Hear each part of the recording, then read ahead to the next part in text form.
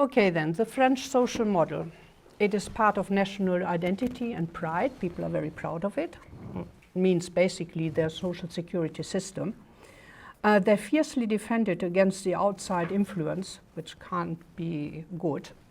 And when they say that, it means liberalism from the United States, globalization, or the German and the UK models, because they introduced tough reforms, cutting down benefits, and trying to get people back to work, even if jobs are not so nice and if the salary is not so good. So the French people, for the majority, don't want this. So they're defending their social model against all these terrible outside models. There's another thing I noticed once I was preparing, and I have this problem sometimes when I try to translate French thought or texts. There's only one word to say what the Americans and the English speakers have three words. You have the word political, policy, and polity. In France, you have only one single word, it's politique. And it can be a noun, like le politique, the politique, or it can be an adjective, like political parties or political whatever, or policy making. It will always, there's only one word, so it gives you an idea that there's something very cloudy, very big and very important, something providential about the politique. I think the very much politicalized debates about social security and this fierceful defending of the French social model is very much connected to the political system. There may be a factor coming from the political system. The presidential it is a presidential regime with direct election. The winner needs to have 50%, more than 50%. So we have a two-tour presidential election, everybody votes, and a very strong right and left divide. So everything is very much politicized because everybody elects the president and the president has a lot of power. So I think this may be one explanation of many, many problems. Now, why is France such a wonderful country? The Germans have a very old saying, dates back to maybe 100 years, to say life is very wonderful, it's good, you have a good life, and they say you live like God in France. Yeah, so here you have an example. The longest life pensioners have as a pensioner is in France, it's 28 years. There's no other country, there's Austria, now in Japan, after you retired, after your real retirement, men tend to live in average 14 years and women 22. So that's a huge difference. Here you have the middle, the average of the OCDE, and here of the European Union with 19 member states. That's without all the Easterners. So this would be a sort of picture of how good life is in France. Once you're retired, you have nearly 30 years in average to live. Some people 40, because some people die earlier. That is the average here. Now, the real age at retirement for men, I took a few statistics, put it together with France to show you about France. I made a difference with Japan. The real age in years, the evolution between the last 50 years globally, it's 4 years less in Japan, but 8 years less in France. These are the retirement age today in Japan, nearly 70. The real retirement age, and in France it's not even 60. So the legal age here is now exactly 61.2 years, because we are in a transitional period. It used to be 60 and it has to be 62 in 2017. It goes up a few months every year. So now this year we are at 61.2, you can get your retirement paid out. In Japan is 65, if I'm right. So that means Japanese people carry on working more than 4 years afterwards, and the French have stopped nearly 2 years before. So according whether you like to work or not, you choose your country. So this is what I said. A 2010 reform, which is really recent, put up the retirement age from 60 to 62, but only years later. And in the private, the same reform imposed in the private sector that if you want to work longer, your employer cannot throw you out. It's your will, up to 70. After 70, it's employer who can decide. But this is not so in the public service, you have to go. Now, and if you try to do a reform against it, then this is the response of French people. Against this reform, 2010, we had huge demonstration all over the country. This is a picture from Toulouse. This is not Paris, it's just a small or medium-sized town. And a few years later, when President Hollande started to reform, it was the same thing. There's this reform thinking going on. So here are the official slogans, but I listened on the television in those days, last year, and what people said who were interviewed, and they said, we are defending here our right to life, because there were many young people also. We don't want to lose our life earning it. That was the reason of the demonstration. So, but still the reforms will come because there's no money left.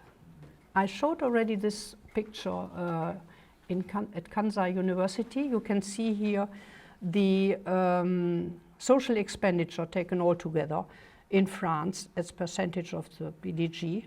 It's very high up. This is only the social expenditure. It's more than 32%. And here you have Japan, about 10% less.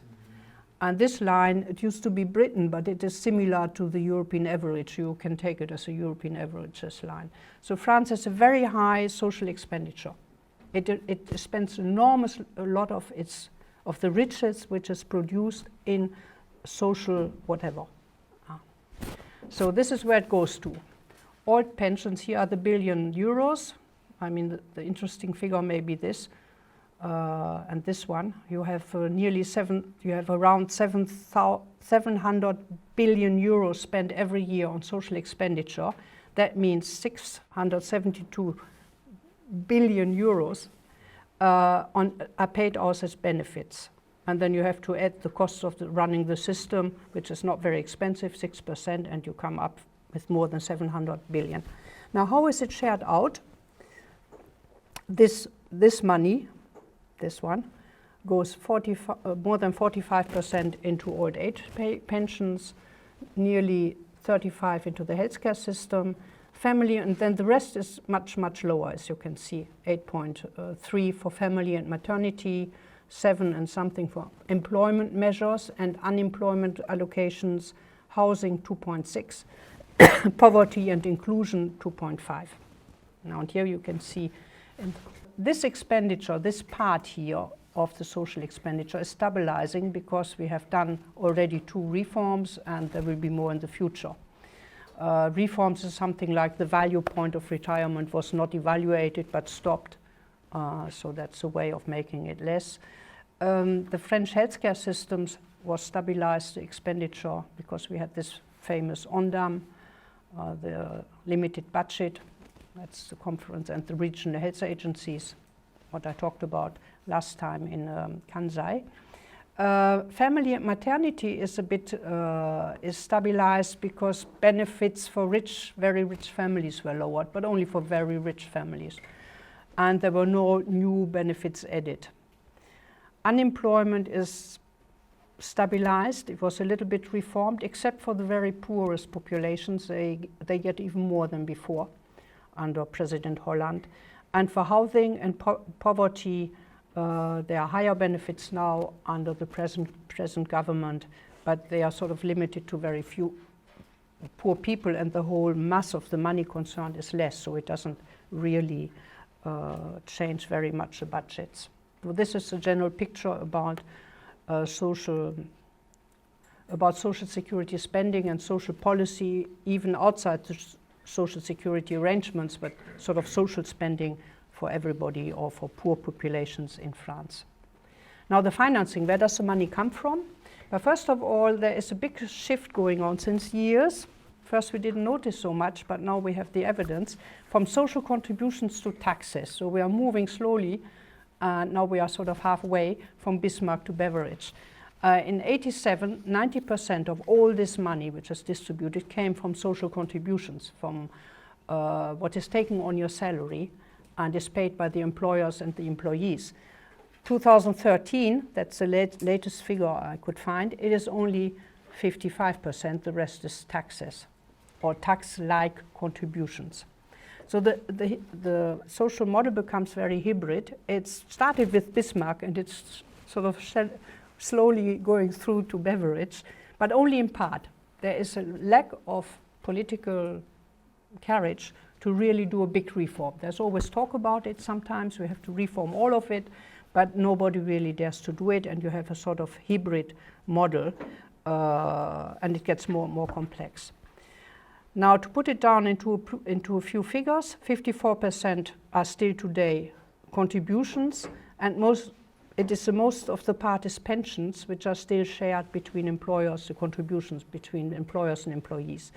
Then you have about a quarter, 26% coming from government, from central or local government, and that's mainly for poor people or the minimum income, the allowances for long-term care outside the medical expenditure, allowances for handicapped people. That's local responsibility, and it's paid by local taxes. And then you have 20%, which is a very funny thing, unique in the world. It's called general social contribution. In fact, it's a tax, a social tax. It is the insured people now, they don't pay contribution anymore, they pay a social general contribution. That means a tax on all income, on their salary, on if you have an apartment and you rent it, and even on social benefits you have to pay this. So it is really a tax, but they didn't dare to call it a tax. So they called it a general social contribution, but it is a tax. So this is where the money comes from. But there's one point I should add. There's money which is spent, but it comes from nowhere. It's not written in books as a public debt. And the public debt is, well, it was reduced. A few years ago, we had 50 billion per year and euros. And now, the last year, it was 7. That was a big victory. We only have 7 billion debts this year. And it's hoped to go down more because there have been little cuts and more control. So anyway, the accumulated social debts, it's not the public debts, it's the social part of the public debts, is today 230 billion euros. That's a heavy debt for the future generations. And personally, I'm a little bit unhappy about it because it's not really right to do this.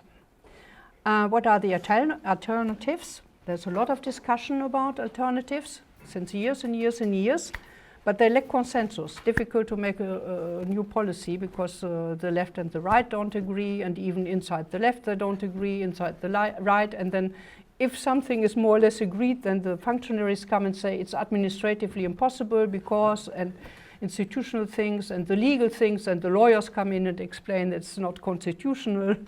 So anyway, there's consensus on the fact that we need a big reform on how the thing should be financed. We should have more finance on general taxes and less on work-based contributions, because French labor is very expensive because of all these contributions, and that's not good in the globalized world.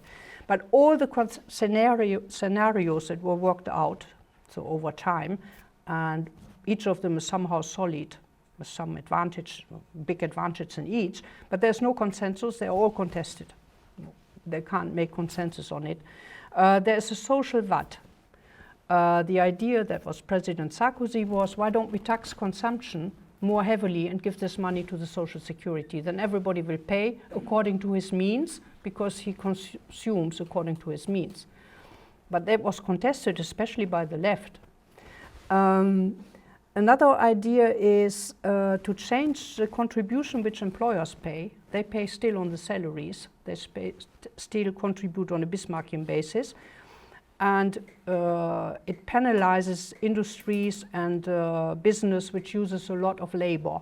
So they say, why don't we put it on technology? Tax the added value, plutôt, rather than the salaries. But there's also no consensus on it. And then a new idea, probably this one will probably go through with, not immediately, but in a few years, because it concerns sort of the normal people. They are not very much organized to fight it, to merge together this general social contribution with the income tax. The general contribution is taken directly from your income salary and sent to some offices by your employer. Or if you're a pensioner, it's taken from your pension directly and sent to some office who collects social contributions. The income tax you pay at the end of the year. Now they're making a project that income tax should be taken directly, probably in 2018. We will see if there's a new election and new powers what will come, but it's sort of in the networks. So the idea was to put it together because it's the same basis of taxation, but it would require first a major tax reform because the general contribution is not progressive. It is different rates on different things. It is 70 point something on your salary, it's 8 point something on your pension, it's 15 point something on money on income from capital. So taxes normally are not calculated this way. And the income tax in France is not progressive enough, and it produces very little money. I will show you about this also. So that it would need a major tax reform first.